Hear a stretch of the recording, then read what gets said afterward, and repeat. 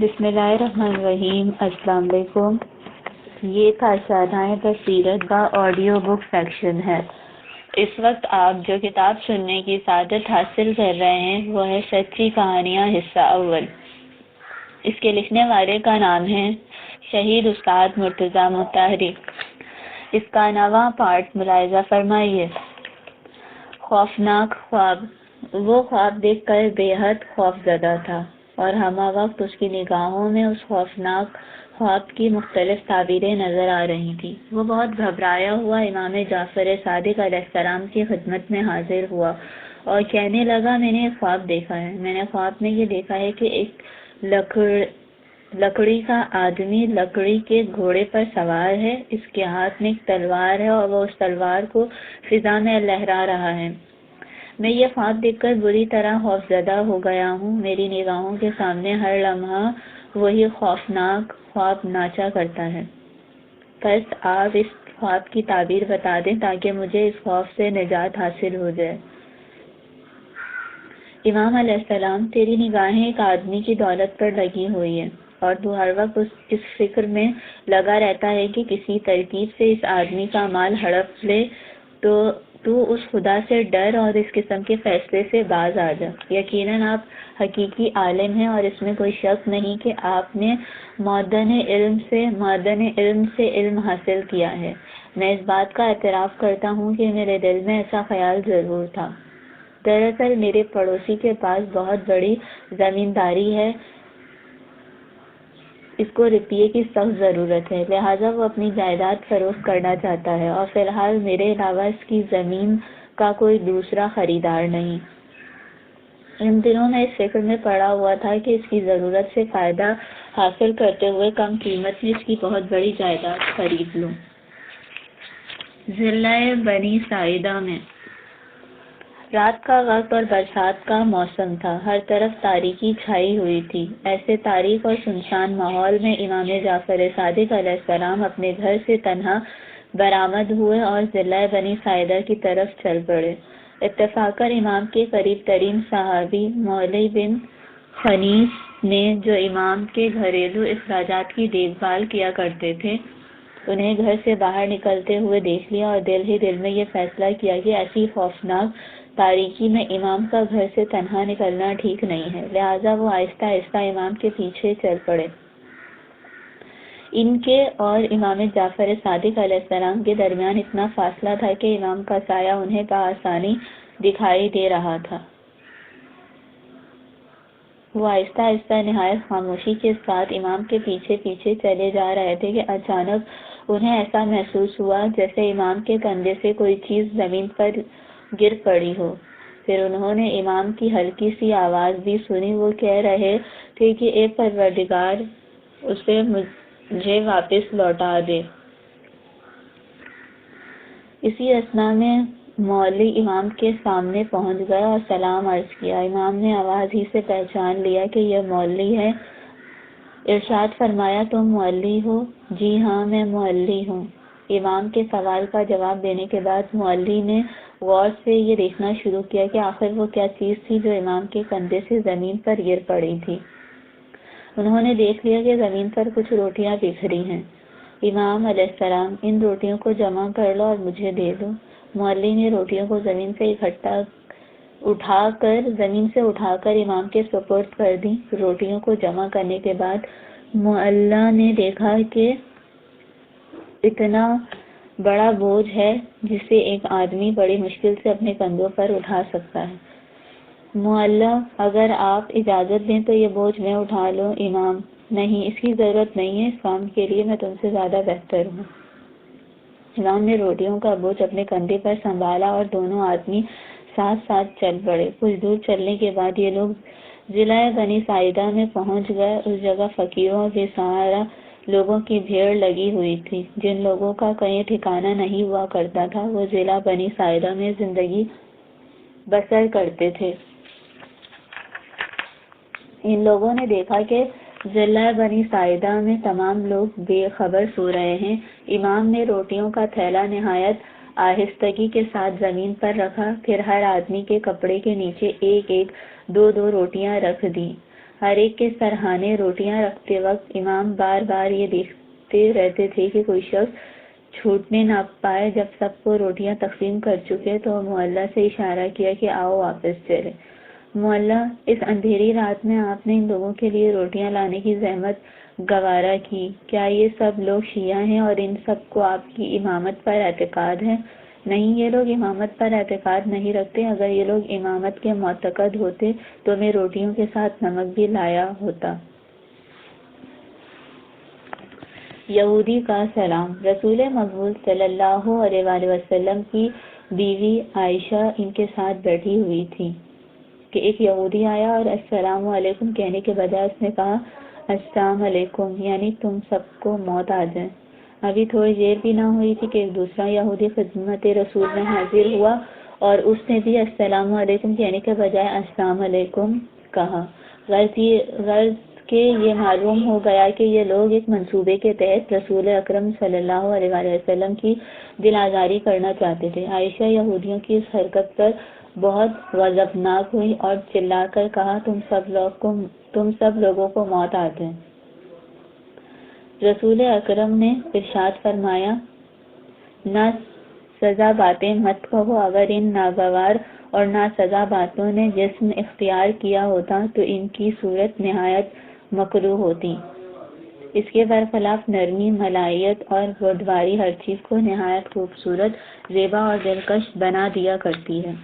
محبت اور نرمی انسان کی زینت کو دوبالا کر دیا کرتی ہیں، اور اگر کسی چیز میں نرمی، ملائیت اور بردباری کی کمی ہوتی ہے تو اس چیز کی خوبصورتی اور زیبائی کم ہو جایا کرتی ہے۔ آخر تم اس قدر ناراض اور غضبناک کیوں ہو گئی؟ عائشہ یا رسول اللہ، کیا آپ نہیں دیکھ رہے ہیں کہ یہ لوگ ذلت آمیز اور انتہائی بے شرمی کے انداز میں سلام علیکم کے بجائے کیا کہہ رہے ہیں؟ تو کیا ہوا، شاید تم نے غور نہیں کیا کہ میں نے بھی ان لوگوں کے جواب میں ہی تو کہا ہے علیکم یعنی تم پر، بس ان کے جواب کے لیے اتنا ہی کافی تھا۔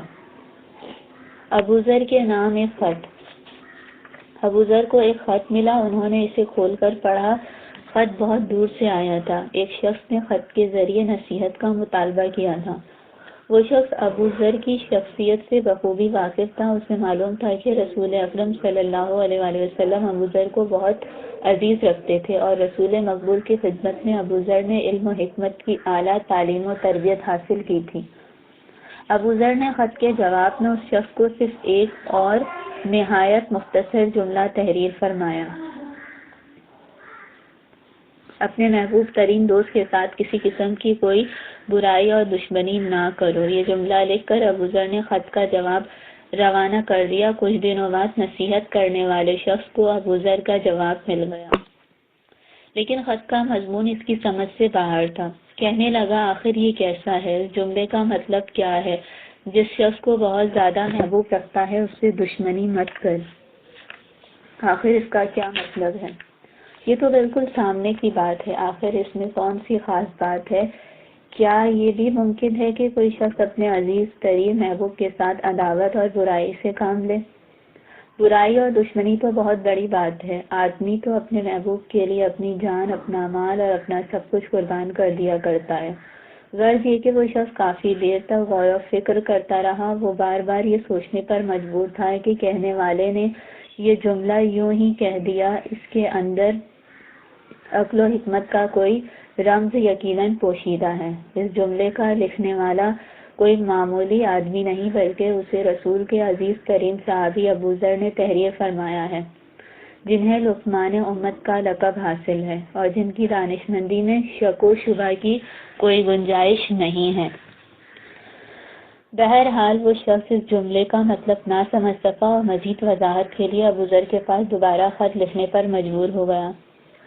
ابو ذر نے وضاحت کرتے ہوئے تحریر فرمایا: میرے نزدیک محبوب ترین شخص سے مراد کوئی اور نہیں بلکہ خود تیری ہی ذات ہے۔ تو تمام لوگوں سے اپنی ذات کو بہت زیادہ عزیز رکھتا ہے، اور میں نے جو یہ کہا ہے کہ اپنے محبوب ترین عزیز کے ساتھ کسی قسم کی برائی اور دشمنی نہ کرو، تو اس کا مطلب یہ ہے کہ خود اپنی ذات کے ساتھ خصمانہ اور معاندانہ سلوک مت کرو۔ شاید تجھے نہیں معلوم کہ انسان جب کوئی گناہ کرتا ہے تو اس گناہ کی وجہ سے خود اس کی ذات کو چوٹ لگتی ہے، اور ارتکاب گناہ کے ذریعے وہ اپنے ہاتھوں سے اپنے آپ کو نقصان پہنچاتا ہے۔ غیر معین مزدوری۔ اس دن سلیمان بن جعفر جعفری اور امام رضا علیہ السلام کسی کام کے لیے ساتھ ساتھ گئے ہوئے تھے۔ سارا دن کام کرتے کرتے آفتاب غروب ہو گیا تو سلیمان بن جعفر نے گھر واپس لوٹنا چاہا۔ علی ابن موسی رضا علیہ السلام نے ان سے کہا، اے جعفر، آج کی رات تم میرے ہی یہاں رک جاؤ۔ جعفر نے حکم امام کی اطاعت کی اور امام کے ساتھ ان کے گھر تشریف لے گئے۔ گھر پہنچ کر امام نے دیکھا کہ سبھی غلام گلکاری میں مشغول ہیں۔ اسی اثنا میں امام کی نظر ایک اجنبی آدمی پر پڑی جو تمام دوسرے لوگوں کے ساتھ کام میں مصروف تھا۔ امام نے پوچھا، یہ کون ہے؟ غلاموں نے جواب دیتے ہوئے کہا، اس آدمی کو ہم لوگوں نے آج مزدوری پر لگایا ہے تاکہ سارا کام جلد از جلد ختم ہو جائے۔ تم لوگوں نے بہت اچھا کیا۔ اب یہ بتاؤ کہ اس شخص کی کیا مزدوری معین کی ہے۔ اس کو ہم لوگ کام ختم ہو جانے کے بعد اس کی خوشی کے مطابق کچھ دے دیں گے۔ یہ سن کر امام کے چہرے پر ناراضگی اور غصے کے آثار نمودار ہو گئے۔ انہوں نے انتہائی غضبناک انداز میں غلاموں کی طرف دیکھا۔ ایسا معلوم ہو رہا تھا کہ وہ تازیانے سے غلاموں کی تعریف کریں گے۔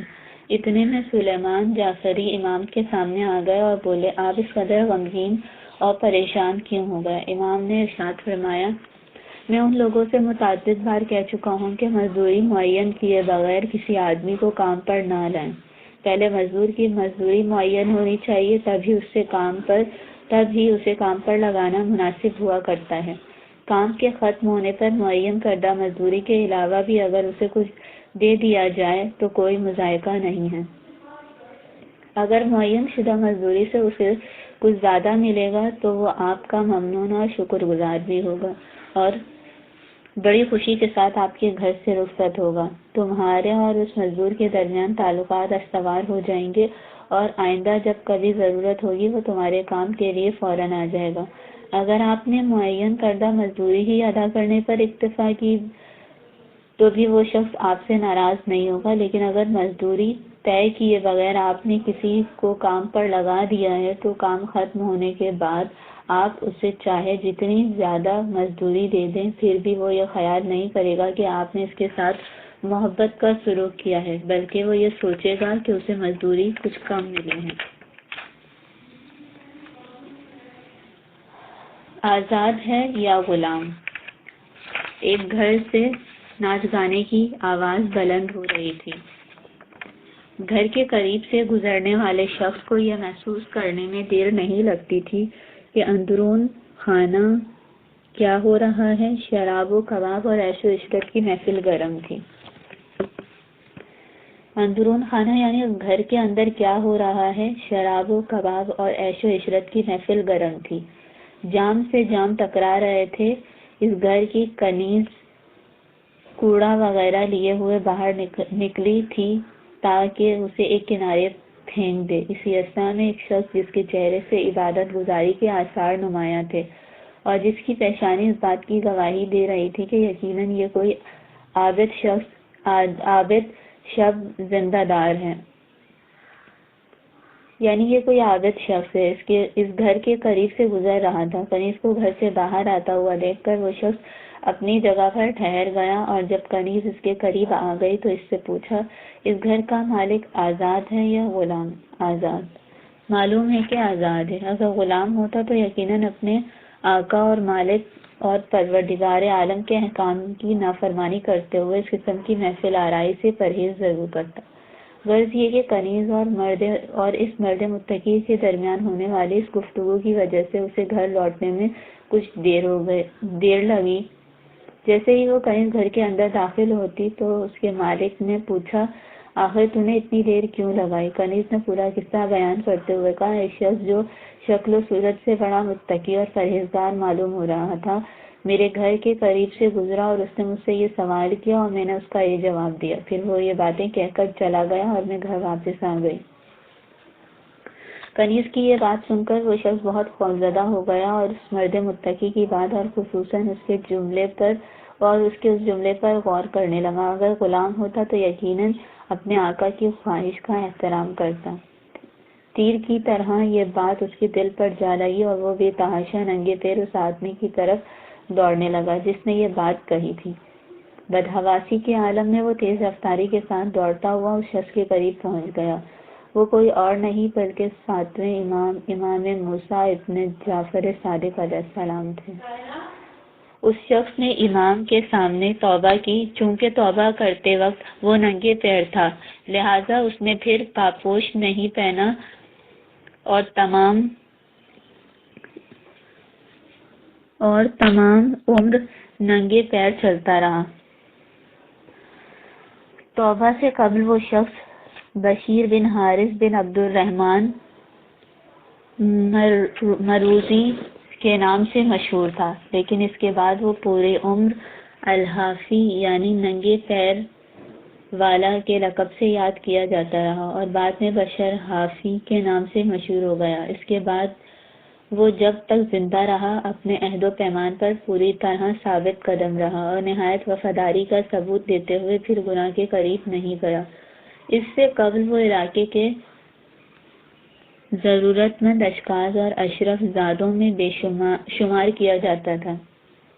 ثروت مند، اس سے پہلے وہ علاقے کے دولت مند یعنی ثروت مند اشخاص اور اشراف زادوں میں شمار کیا جاتا تھا، لیکن بعد کی زندگی میں وہ خدا پرست، متقی اور پرہیزگار لوگوں کی فہرست میں شمار کیا جانے لگا۔ میقات میں مدینے کے مشہور اور معروف فقیہ مالک ابن انس ایک سال سفر حج میں امام جعفر صادق علیہ السلام کے ہمراہ تھے۔ یہ لوگ میقات میں پہنچ گئے اور جب احرام باندھنے اور ذکر معروف یعنی لبیک اللہم لبیک ادا کرنے کا وقت آ گیا، دوسرے تمام حاجیوں نے معمول کے مطابق اس ذکر کو اپنی زبان سے ادا کیا۔ مالک ابن انس امام جعفر صادق علیہ السلام کی طرف متوجہ ہوئے تو کیا دیکھتے ہیں کہ امام کا حال بالکل منقلب ہے۔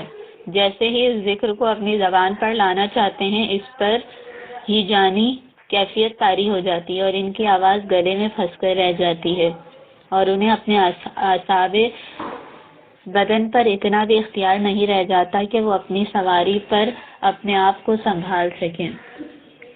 بدن میں ایسی تھر تھراہٹ تھی جس کو دیکھ کر معلوم ہوتا تھا کہ وہ اپنی سواری سے گر جائیں گے۔ یہ دیکھ کر مالک امام جعفر صادق علیہ السلام کے سامنے آئے اور کہا، یبن رسول اللہ، جس طرح ممکن ہو اس ذکر کو بجا لائیں، اس کے علاوہ اور کوئی چارہ نہیں ہے۔ امام نے ارشاد فرمایا، اے ابی عامر کے بیٹے، یہ جسارت میں کیسے کروں؟ لبیک کہنے کی جرأت کہاں سے لاؤں؟ لبیک کہنے کا مطلب یہ ہے کہ اے میرے پروردگار، تو مجھے جس چیز کے لیے طلب کرتا ہے میں ہمتاً اسے قبول کرتا ہوں اور ہمیشہ ہر خدمت کے لیے آمادہ ہوں۔ میں کس زبان سے اپنے پروردگار سے اس طرح کی گستاخی کروں اور اپنے آپ کو ایک آمادہ بخدمت بندے کی حیثیت سے کیسے پیش کروں؟ اگر میرے جواب میں یہ کہہ دیا گیا لا لبیک تو اس وقت میں کیا کروں گا؟ درخت کا بوجھ۔ علی ابن ابی طالب علیہ السلام گھر سے باہر تشریف لائے اور حسب معمول جنگل کی طرف چل پڑے۔ باغوں میں کام کرنے کی وجہ سے وہ جنگل کے ٹیڑھے میڑھے راستوں سے بخوبی واقف تھے۔ ان کے ساتھ ایک بوجھ بھی تھا۔ ایک شخص نے پوچھا، یا علی، تمہارے ساتھ کیا چیز ہے؟ علی علیہ السلام، انشاءاللہ درخت خرما۔ اس شخص نے حیرت آمیز لفظوں میں کہا، درخت خرما؟ اس کا لہجہ بتا رہا تھا کہ وہ حضرت علی علیہ السلام کی بات کا مطلب نہیں سمجھ سکا۔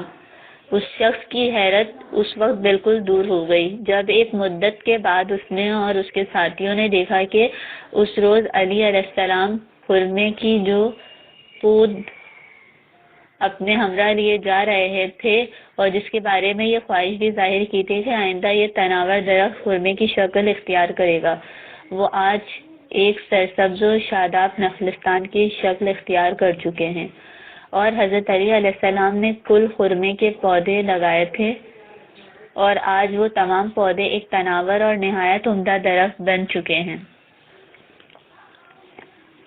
محنت کا پسینہ۔ امام کاظم علیہ السلام اپنے کھیت میں کام کر رہے تھے۔ وہ کھیت کی زمین کی اصطلاح میں ہمتاً مصروف تھے۔ ان کا سارا جسم پسینے میں ڈوبا ہوا تھا۔ اسی اثنا میں علی بن ابی حمزہ نامی ایک شخص امام کے قریب پہنچے اور عرض کیا، تیری جان آپ پر قربان ہو جائے، میری جان آپ پر قربان ہو جائے، آپ نے یہ کام دوسرے لوگوں کے سپرد کیوں نہیں کر دیا؟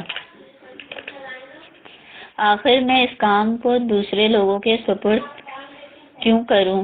مجھ سے بہتر لوگوں نے بھی ہمیشہ اس قسم کے کام خود ہی انجام دیے ہیں۔ مثلاً وہ کون لوگ ہیں؟ رسول خدا امیر المومنین علی ابن ابی طالب علیہ السلام اور ہمارے آباء و اجداد میں سبھی لوگوں نے اس قسم کی خدمات انجام دی ہیں۔ بنیادی طور پر کھیتوں میں کام کرنا پیغمبران خدا، ان کے نوابین اور دیگر بندگان خدا کی سیرت رہی ہے۔ دوستی جو ہمیشہ کے لیے ختم ہو گئی، شاید کوئی سوچ بھی نہیں سکتا کہ وہ مثالی دوستی ہو گئی، اور وہ رفیق جو ایک دوسرے کے لیے لازم و ملزوم کی حیثیت رکھتے تھے، وہ اب بالکل علیحدہ ہو گئے۔ وہ دونوں ایک جان و دو قالب تھے، ایک دن کے لیے بھی ایک دوسرے سے علیحدہ نہیں ہوئے۔ عالم یہ تھا کہ لوگ دونوں کے اصلی نام سے ناواقفیت کی صورت میں ایک دوسرے کا دوست کہہ کر آواز دیا کرتے تھے۔ ان لوگوں سے خطاب کرتے وقت اکثر لوگ انہیں ان کے اصلی نام سے پکارنے کے بجائے یہ کہتے تھے، رفیق۔ جی ہاں، اس میں کوئی شک نہیں کہ اس نے امام جعفر صادق علیہ السلام کے دوست کی حیثیت سے بڑی شہرت اور مقبولیت حاصل کر لی تھی، لیکن اس دن بھی یہ لوگ حسب معمول ایک دوسرے کے ساتھ ہی تھے۔ وہ دونوں ساتھ ساتھ ایک جوتا بنانے والے کی دکان پر تشریف لے گئے۔ کیا کوئی یہ یقین کر سکتا ہے کہ گہرے دوست کی حیثیت سے رہنے والے لوگ بازار سے باہر نکلنے کے بعد ایک دوسرے سے ہمیشہ ہمیشہ کے لیے جدا ہو جائیں گے اور ان کی دوستی بالکل ختم ہو جائے گی؟ اس روز بھی ہمیشہ کی طرح وہ امام کے ساتھ ہی جا رہا تھا۔ وہ دونوں ساتھ ساتھ بازار میں داخل ہوئے۔ اس کا سیاہ پوست غلام بھی اس دن اس کے ہمراہ تھا اور اپنے مالک کے پیچھے پیچھے چل رہا تھا۔ کچھ دور چلنے کے بعد جب اس نے پلٹ کر دیکھا تو غلام نظر نہ آیا۔ چند قدم اور چلنے کے بعد اس نے گردن گھما کر دیکھا، لیکن غلام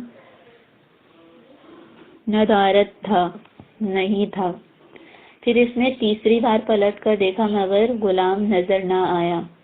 ایسا معلوم ہو رہا تھا کہ وہ بازار میں کھیل تماشا دیکھنے میں لگ گیا اور اسے یہ احساس نہ ہوا کہ اس کا مالک اور دوسرے لوگ آگے بڑھ گئے ہیں۔ غرض یہ کہ اس کے مالک نے چوتھی بار پلٹ کر دیکھا تو غلام اس کے پیچھے کھڑا تھا۔ اس نے غلام کو دیکھتے ہی انتہائی غصے میں کہا، حرام زادے تو کہاں تھا؟ اپنے دوست کے منہ سے یہ جملہ سننے کے بعد امام جعفر صادق علیہ السلام کی حیرت کا ٹھکانہ نہ رہا۔ امام نے اپنا ہاتھ بلند کیا، پھر زور سے اپنی پیشانی پر مارتے ہوئے ارشاد فرمایا، سبحان اللہ، تم اس کی ماں کو گالی دے رہے ہو، تم اس کی ماں کو ناجائز کام سے منسوب کر رہے ہو۔ میں یہ خیال کرتا تھا کہ تم ایک متقی اور پرہیزگار آدمی ہو،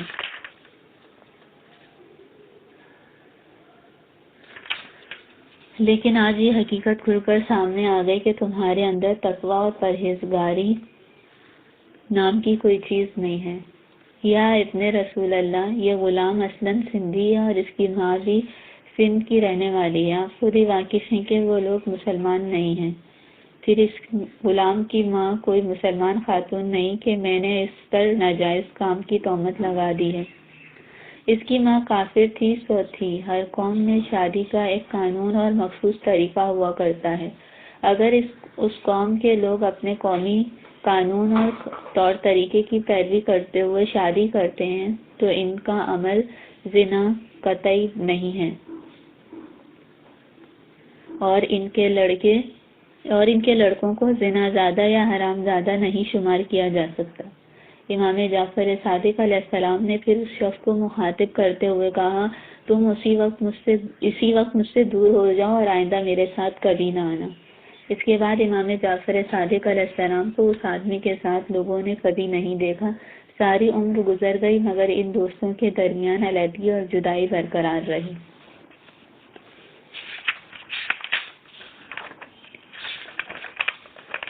ایک گاڑی۔ ایران کے مشہور دانشور عبداللہ بن مکھنے کا غلام اپنے مالک کے گھوڑے کی لگام پکڑے ہوئے بصرہ کے گورنر سفیان بن معاویہ نہلوی کے گھر کے سامنے بیٹھا ہوا اپنے مالک کا انتظار کر رہا تھا کہ وہ اپنا کام ختم کر کے باہر آئے اور گھوڑے پر سوار ہو کر اپنے گھر کی طرف لوٹ جائے۔